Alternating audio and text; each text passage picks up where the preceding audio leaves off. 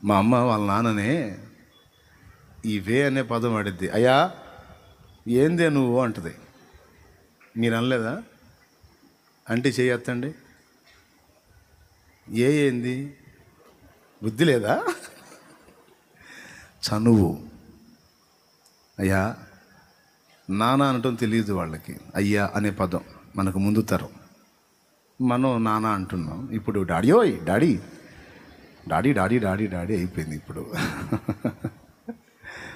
అయ్యా భక్తులు దేవుణ్ణి అంత చనువుగా తాకారు. నన్ను గన్నయ్య రావే నా యేసు, నన్ను గన్నయ్య రావే. ఆ భక్తి ఏదండి? అంత సామీప్యం ఏది? దేవుణ్ణి అంత అద్భుతంగా టచ్ చేసిన ఆ అనుభవం ఏది? దేవునికి స్తోత్రం కలుగును గాక. చెప్పండి గట్టిగా. ఈ అనుభవాలు అర్థమైతే దేవుడు పిచ్చి పట్టిద్దండి మనకి. ఈ అనుభవాలు అర్థమైతే ఇక అంత మించిన లోకం ఇంకోటి కనపడదు. ఇక ఆయనే ప్రపంచం అయిపోతాడు, ఆయనే లోకం అయిపోతాడు. ఒక ఆయనేమో రారా అంటాడు. రాయింది నా వంక దయ చూడ నా ఎన్నరారా దేవకుమారా. అబ్రహాంకి ఎంత చనువు, ఏలియాకి ఎంత స్వాతంత్ర్యం, మోషేకి ఎంత చనువు. దేవా నువ్వు పంపదలిచిన వాడిని పంపంటాడు. ఏం పిచ్చి పిచ్చుకుందా? పంపదలిచిన వాడు ఎవడో ఉంటే నీ దగ్గరికి ఎందుకు వస్తా నేను? పా దేవా నీకు తెలియదు, నేను కాస్త మాట సరిగా ఉండదయా, పద అంటాడు. దేవుడు మీ నాన్న. చెప్పు. దేవుడు నానంటే ఇప్పుడు ప్రార్థన అనగానే బిగసపోకూడదు, పరిగెత్తాలి. ఎప్పుడు దొరికిద్ది అవకాశం, ఎప్పుడు దొరికిద్ది ఆ ఛాన్స్? మీరు ఎంతమందికి ఇష్టం తండ్రితో మాట్లాడుకోవటం? నిజంగా ఇష్టమేనా? ఒకవేళ ఇప్పటిదాకా ఇష్టం లేకపోతే ఇక నుంచి ఇష్టం. ఓ కూర్చో. ఆయన నాన్న. యెషయా గ్రంథం 46:4 ముదిమి వచ్చు వరకు, అంటే తల మొత్తం నెరసిపోయి అందరూ నిన్ను పెద్ద ఆయన అన్నా యేసయ్య అంటున్నాడు, తండ్రి అంటున్నాడు, నువ్వు నాకు ఎప్పటికీ చిన్నాయనివే. ఎంత చిన్నాయనివి అంటే నేను ఎత్తుకునేంత చిన్నాయనివి నువ్వు నాకు అంటున్నాడు ఆయన. తల మొత్తం తెరిసి పెద్దమ్మా పెద్దమ్మా పెద్దమ్మా బామ్మ నాయనమ్మోయ్ అమ్మమ్మోయ్ అనిపించుకున్నా, తాతమ్మోయ్ అనిపించుకున్నా, నాకు మాత్రం నువ్వు చిన్నావే. ఎంత చిన్నావి అంటే నేను ఎత్తుకుని ముద్దాడుకునేంత చిన్నదానివి నువ్వు నాకు. హల్లెలూయా. యేసయ్య ఏమండి, దేవుడు పర్సనాలిటీలో పెద్దోడే, వయసులో కూడా పెద్దోడే. ఇక్కడ అంటున్నాడు, నిన్ను ఎత్తుకొనుచు రక్షించువాడును నేనే. పురుషుడు ఏ మాత్రం అవకాశం ఉన్నా నిలువుకి ఎత్తుకోవడానికి చూస్తాడు, స్త్రీ చంకనేసుకోవడానికి చూస్తుంది. చంక పెట్టుకున్నవాడును నేనే అన్నాడు, ఎత్తుకున్నవాడును నేనే అన్నాడు. ఇక్కడ రెండు క్యారెక్టర్లు ఆయనే కనపడుతున్నాడు. ఎత్తుకున్నవాడును నేను అంటే మీ నాన్నని అంటున్నాడు ఆయన. చంక పెట్టుకున్నవాడును నేనే అంటే అమ్మ పాత్రలోకి వచ్చాడు. అక్కడ మీ అమ్మను కూడా నేనే అన్నాడు. ఆడ మనిషికి ఏ కొంచెం అవకాశం దొరికినా చంకనేయటానికి ట్రై చేసిద్ది.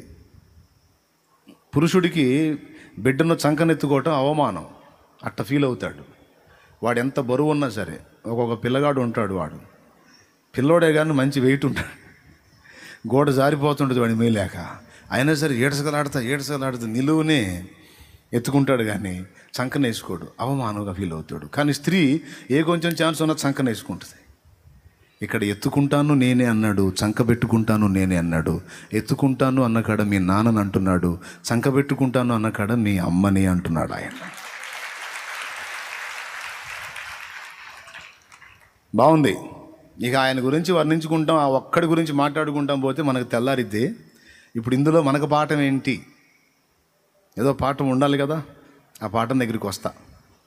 ఆయన గురించి అలా వర్ణించి మాట్లాడాలి, ఆ భక్తులు ఆయన్ని స్పర్శించిన తీరుని మీకు నేర్పించాలని నాకు చాలా ఆసక్తిగా ఉంటుంది. ఏం లేదు, నేను అందించిన ఆ స్పర్శలోగా నువ్వు అందుకోగలిగావంటే ఈ నిన్ను జడగొట్టడం ఎవడి వల్ల కాదు. అది నా బాధ.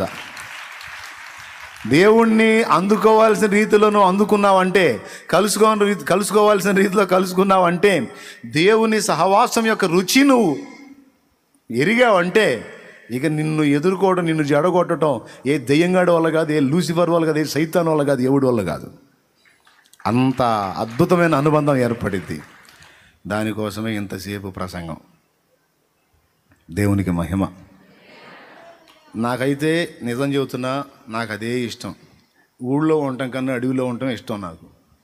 ఇదేం పిచ్చిరా అంటారేమో. అడవిలో అయితే ఎవడు ఉండడు, ఏసై ఉంటాడు, ప్రశాంతంగా మాట్లాడుకోవచ్చు. ఎక్కడ అంత చోటు దొరికితే అక్కడ గుడి చేసుకుంటూ ఉంటా. ఎక్కడ అంత సందు దొరికితే అక్కడ గుడి చేసుకుంటూ ఉంటా. ఎందుకురా ఈ గుడిసెలేందంటారు. అంతకుముందు ఒక దగ్గర గుడి చేసుకున్నా, ఇప్పుడు ఇంకో చోట గుడి చేస్తానా.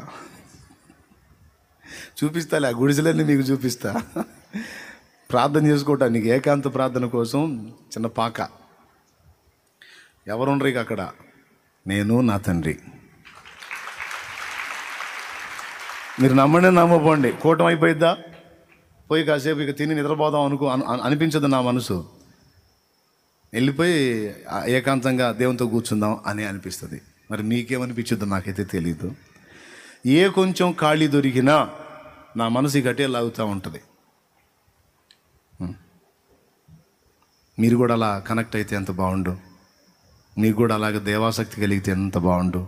తప్పకుండా మీకు ఉందిలే ఆల్రెడీ. నాకంటే మీరే మంచివాళ్ళు, ఇంకా ఎక్కువ.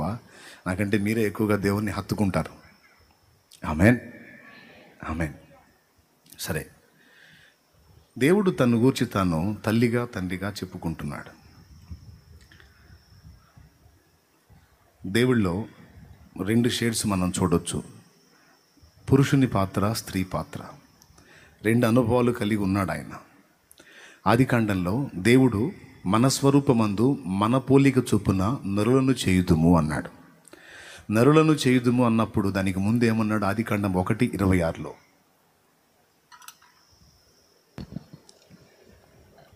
దేవుడు మన స్వరూపమందు మన పోలిక చొప్పున నరులను చేయుదుము, వారు సముద్రపు చేపలను, ఆకాశ పక్షులను, పశువులను, సమస్త భూమి మీద ప్రాకు ప్రతి జంతువును ఏలుదురుగా కాని పలికెను. దేవుడు తన స్వరూపమందు నరుని సృజించెను, దేవుని స్వరూపమందు వాణ్ణి సృజించెను, స్త్రీని గాను పురుషుని గాను వారిని సృజించెను. ఈ మాటను ఎప్పుడన్నా ఆలోచించారా? స్త్రీ కూడా దేవుని స్వరూపంలో భాగమేనట. దేవునికి స్తోత్రం కలుగును గాక. అర్థమైందా? మన స్వరూపమందు మన పోలిక చొప్పున నరులను చేయుదుమన్న ఆ దేవుడే తన స్వరూపమందు తన పోలిక చొప్పున వారిని చేశాడు అని ఫస్ట్ ఏమెత్తాడు? స్త్రీని గాను పురుషుని గాను వారిని చేసెను. ఇప్పుడు పురుషుడు దేవుని స్వరూపం, మరి స్త్రీ ఎవరు? స్త్రీ కూడా దైవ స్వరూపంలో ఒక భాగమే. స్త్రీని ఎప్పుడూ తక్కువ చేయడానికి లేదు. దేవునికి స్తోత్రం. నాణ్యానికి ఒక పక్క రూపం పురుషుడైతే మరో పక్క స్త్రీ. ఈ 2 తత్వాలు ఎరిగి ఉన్నవాడు కనుకనే ఆయన దేవుడు. భగవంతుడు అనే మాటలోని అంతర్లీనంగా ధ్వనించే అర్థం కూడా ఇదే. తర్వాత మీరు తెలుసుకోండి భగవంతుడు అంటే అర్థం ఏంటో. కాబట్టి ఇప్పుడు ఇక్కడ ఉన్న మనందరం పురుషులు స్త్రీలు అందరూ ఉన్నారు. దేవుడు మనకి అమ్మగా తను తాను ప్రత్యక్షపరుచుకున్నాడు. అమ్మగా అపోస్తలుడైన పౌలు తను గూర్చి తను సంఘానికి పరిచయం చేసుకునేటప్పుడు ఒక చోట, స్తన్యమిచ్చు తల్లి తన చంటి పిల్లలను గారవించినట్లు మేము మీ మధ్య సాధువులమై ఉంటిమి అనే మాట వాడతాడు. అంటే పాలిచ్చేటువంటి అమ్మ వలె పౌలు తన్ను తాను సంఘం ఎదుట పోల్చుకున్నాడు. దేవుడు తల్లిలాగే పోల్చుకున్నాడు. ఒకసారి చూస్తారా? యెషయా గ్రంథం 49వ అధ్యాయము 14వ వచనం త్వరగా చూడండి. యెషయా గ్రంథం 49:14 త్వరగా. అయితే సీయోను, యెహోవా నన్ను విడిచిపెట్టి ఉన్నాడు, ప్రభు నన్ను మరచి ఉన్నాడని అయితే అనుకుని సియోను యెహోవా నన్ను విడిచిపెట్టి ఉన్నాడు, ప్రభు నన్ను మరచి ఉన్నాడని అనుకొనుచున్నది. స్త్రీ తన గర్భమున పుట్టిన బిడ్డను కరుణింపకుండా తన చంటి పిల్లను మరచునా, వారైనా మరచుదురు గాని నేను నిన్ను మరుమోను. చూడుము, నా అరచేతుల మీదనే నిన్ను చెక్కి చూడుము, ఉన్నాను, నా ఎర్రచేతుల మీదనే నిన్ను చెక్కి ఉన్నాను. నీ ప్రాకారములు నిత్యము నా ఎదుటనున్నవి. దేవునికి స్తోత్రం కలుగును గాక. హల్లెలూయా. అయితే సియోను అనుకుంటుంది, ఏమని అనుకుంటుంది? యెహోవా నన్ను విడిచిపెట్టి ఉన్నాడు, ప్రభువు నన్ను మరచి ఉన్నాడని అనుకొనుచున్నది. స్త్రీ తన గర్భమున పుట్టిన బిడ్డను కరుణింపకుండా తన చంటి పిల్లను మరచున, వారైనా మరచుదురు గాని నేను నిన్ను మరువను అన్నాడు. మీ అమ్మ నిన్ను మర్చిపోయిద్దేమో ఏదన్నా ఒక జామున ఒక పూట, కానీ నేను నిన్ను మరువను, మరువజాలను. ఒక్క పూట ఒక గడియ కూడా నేను మరువలేదు అని ఘంటాపదంగా చెప్తున్నాడు దేవుడు. రైట్. దేవుడు మనకు తండ్రిగాను తల్లిగాను కూడా ప్రత్యక్షం అవుతున్నాడు. ఈరోజు భూలోకంలో తయారు చేయబడినటువంటి సంఘం, భూలోకంలో నుండి తయారు చేయబడుతున్న సంఘం స్త్రీతోనే పోల్చబడింది, స్త్రీగానే పోల్చబడింది, అభివర్ణించబడింది. వధువు అంటే పురుషుడా స్త్రీయా? వరుడు అంటే రైట్, వరుడు ఎవరు? వధువు ఎవరు? సంఘం ఎవరితో పోల్చబడింది? స్త్రీతో పోల్చబడింది. ఈ స్త్రీతో పోల్చబడిన సంఘం దేవుని నుండి, దేవుడు తల్లిగా తాను అభివర్ణించుకున్నాడు కనుక దేవుని నుండి అన్ని విషయాలు నేర్చుకున్న బద్దురాలై ఉంది. వాటన్నిటిలో ఒకే ఒక్క పాయింట్ మీకు చెప్పి ప్రార్థన చేస్తా. ఒకే ఒక్క పాయింట్ మీకు చెప్పి ప్రార్థన చేస్తా. సంతోషంగా స్తోత్రం చెప్పండి. అవునా? రైట్, తప్పకుండా.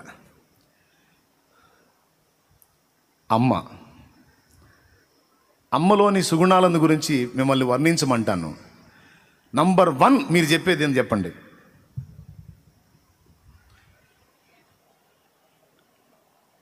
అమ్మలోని సుగుణాలు చెప్పమని నేను మిమ్మల్ని అడుగుతా.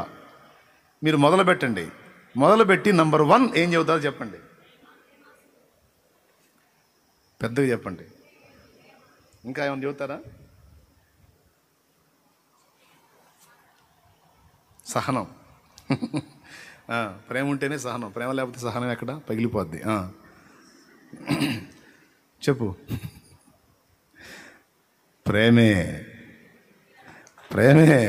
రైట్. ప్రేమను బట్టే సహనం, ప్రేమను బట్టే ఓపిక, ప్రేమను బట్టే త్యాగం, ఎక్సెట్రా ఎక్సెట్రా, మొత్తం కలిసి దేన్ని బట్టి? ప్రేమ. దేవుడు తను గురించి తను ఏం చెప్పుకున్నాడు? అమ్మనే అన్నాడు. అంటే అమ్మలో నుంచి నేర్చుకోవాల్సిన సుగుణం ఏదో ఉంది మొత్తానికి. మనం అందులో నేను చెప్పాలనుకుంటే మొట్టమొదటిది ప్రేమే. మధ్యలోది ప్రేమే, చివరిది కూడా ప్రేమే. ఈరోజు సంఘం మొత్తం, ఇక్కడ కూర్చున్న వాళ్ళు కానీ, లైవ్ ద్వారా వినేవాళ్ళు కానీ, తర్వాత వినబోతున్న వాళ్ళు కానీ అత్యవసరంగా గుర్తుపెట్టుకొని మర్చిపోకుండా సాధన చేయాల్సింది దైవ ప్రేమని. దేన్ని? దైవ ప్రేమని. దేవుడు ప్రేమాస్వరూపి అన్నది యోహాను పత్రిక. ప్రేమే ప్రభు, ప్రభువే ప్రేమ. ప్రేమ లేనివాడు దేవుని ఎరగడు. ప్రేమ కలిగి ఉండటానికి ప్రయాసపడండి. శాశ్వత కాలం నిలుచున్నది ప్రేమ, వీటిలో శ్రేష్టమైంది ప్రేమ అని ఈ ప్రేమని ఎంత హైలైట్ చేసి మాట్లాడుతుందో వాక్యం, దైవ వాక్యం. అవునా? రైట్. ఇంతగా పరిశుద్ధ గ్రంథంలో ప్రశంసింపబడి, ఘనపరచబడి, గౌరవించబడినటువంటి లక్షణం, సుగుణం, స్వభావం ఏదన్నా ఉందంటే అది శ్రేష్టమైనది ప్రేమ.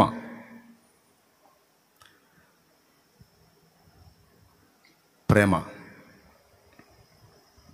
సంఘంలో తన బిడ్డలందరిలో ఆ ప్రేమను పరిపూర్ణం చేయటానికే దేవుడు ఈరోజు ఎంతో ప్రయాసపడుతూ ఉన్నాడు మన విషయంలో. సృష్టి నిర్మాణానికి కారణం ప్రేమే. సృష్టి నిర్మాణానికి కారణం ప్రేమే. సృష్టి స్వేచ్ఛగా ఉండి ఫ్రీగా ఉండటానికి కారణం ప్రేమే. పాపంలో పడిన సృష్టి, దానిలో నుంచి విడుదల పొందడానికి పరమాత్ముడే వచ్చి బలి కావడానికి కారణం ప్రేమే. ఒక సంఘ క్రమాన్ని ఏర్పరిచి, అపోస్తలులను సిద్ధపరిచి, కాపర్లని, సువార్థికుల్ని, ప్రవక్తుల్ని, భక్తుల్ని సిద్ధపరిచి ఈ క్రమమంతా ఏర్పాటు చేయడానికి కారణం ప్రేమే. ఎందుకంటే ఈ క్రమమంతా ఏర్పాటు చేసి అందరినీ సిద్ధపరిచి దేవుడు తానుండే నిత్య రాజ్యంలో మనందరినీ ఉంచాలని ఆశపడ్డాడు. ఇదంతా ప్రేమను బట్టే. ఎన్నో అతిక్రమాలు చేసినా, అపరాధాలు చేసినా, ఇష్టం వచ్చినట్టు అడుగులు వేసినా ఇంతవరకు నశించకుండా, నాశనం కాకుండా ఇంకా క్షేమకరంగా ఉండడానికి కారణం ఆయన ప్రేమే. Praise the Lord. ఇంత ఓర్చుకోవటానికి, ఇంత తాళుకోవటానికి, ఇన్ని మార్లు నిన్ను నన్ను క్షమించడానికి, భరించడానికి, మీకు తెలుసు ఆయన మనల్ని ఎంతో భరిస్తున్నాడు. ఆయన కొంతమంది తల్లులు అంటారు వీడిని భరించలేకపోతున్నానని, కొంతమంది భార్యలు అంటారు ఈ దుర్మార్గుడిని భరించలేకపోతున్నాను, కొంతమంది భర్తలు అంటారు ఈ సైతాన్ దాన్ని భరించలేకపోతున్నానని. కానీ మనందరినీ, ఈ మొదటి వ్యక్తి దగ్గర నుంచి ఆ చివరి వ్యక్తి వరకు అందరినీ ఆయన ఎన్నో సంవత్సరాలుగా భరిస్తూనే ఉన్నాడు. తెలిసి కొన్ని, తెలియక కొన్ని, తెలివిలో కొన్ని, తెలివి లేక కొన్ని, జ్ఞానంలో కొన్ని, అజ్ఞానంలో కొన్ని, ఎన్నో అతిక్రమాలు అన్నింటి నుంచి మనల్ని పరిహరించి, కనికరించి వదిలేస్తున్నాడంటే దాని అంతటికి కారణం ఆ ప్రేమే. రేపు దేవరాజ్యములో నిత్యము వర్ధిల్లే నీతిమంతుల్లో నిండి నిబిడీకృతమై కనబడేది ఏంటో తెలుసా? ప్రేమే. ఎన్నోసార్లు దేవుణ్ణి మనసులో అనుకున్నా, ఎందుకు దేవా నన్ను చేశావు, నన్ను ఎందుకు సృష్టించావు నాయన? అసలు నువ్వు అంటూ నన్ను సృష్టించకపోతే ఈ బాధలు, కష్టాలు, ఈ హింస అంతా ఉండేది కాదు కదా. ఉనికిలో లేని నన్ను ఉనికిలోకి తెచ్చి నన్ను ఇంత నలగొట్టడం అవసరం అంటావా? దేవుని మెల్లని సమాధానం ఏంటంటే, ఏం కుమారుడా, ఎవరూ లేని నాకు నువ్వు కావాలని కోరుకున్నాను. నా ఆనందం, సంతోషం, నాకు కలిగిన సమస్తం నీకిచ్చి నీవు ఆనందపడుతుంటే చూసి ఆనందపడాలని కోరుకున్నాను తప్ప అవన్నీ నీవు పొందినట్లుగా ఈ అనుభవాలన్నీ నీ మేలు కోసమే చేస్తున్నాను. భయపడుకో. నువ్వు కావాలరా నాకు, నువ్వు కావాలి. నా కోట్ల మంది పురుషరత్నాలు ఉన్నారు, నేనెందుకు తండ్రి? వాళ్ళందరూ ఉన్నా నాకు వెళితే నువ్వు ఒక్కడే కూడా ఉంటే సంపూర్ణం. ఎంతోమంది స్త్రీమూర్తులు ఉన్నారుగా, యా నన్నెందుకు చేశా? ఈ బాధలేంది, హింసలేంది, ఈ కష్టాలేంది? కోట్ల మంది స్త్రీలు ఉన్నారు కదా, నన్ను ఎందుకు చేసావు దేవా అంటే, వాళ్ళందరూ ఉండగా నాకు ఇంకా కొంత వెళుతుంది. నీవు కూడా నిర్మాణం అయినప్పుడు అది సంపూర్తి చెందింది. ఎస్, ఇక్కడున్న వాళ్ళు ఎవరిని వేస్ట్గా దేవుడు చేయాలి, అందరినీ కావాలని ప్రేమతో ఇష్టపూర్వకంగా చేసుకున్నాడు. ఆయన మనలో సంపూర్ణం చేయాలనుకుంటుంది ప్రేమనే. ఎందుకంటే దేవుని రాజ్యం ప్రేమ సామ్రాజ్యం. అక్కడ ప్రేమ ప్రవర్తిల్లుతుంది, ప్రేమ వర్ధిల్లుతుంది. ప్రతి మనిషిలోనూ ఆ ప్రేమే ప్రస్ఫుటంగా కనబడుతుంది.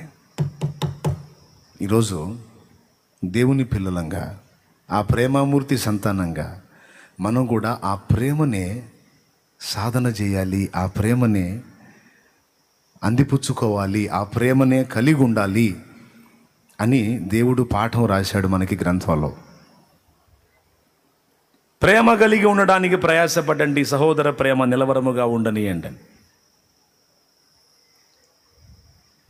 నిన్ను వల్లే నీ పొరుగువానిని ప్రేమించు అన్నాడు. నీ దేవుడైన ప్రభు, అద్వితీయ ప్రభు, ఆయన్ని ప్రేమించున్నాడు. ఆజ్ఞ కూడా ప్రేమే. అవునా? అన్ని రిఫరెన్స్లు ఉన్నాయా లేవా? ఆజ్ఞ కూడా ప్రేమే. ఏం ప్రేమ? ఫస్ట్ దేవుణ్ణి ప్రేమించు, రైట్.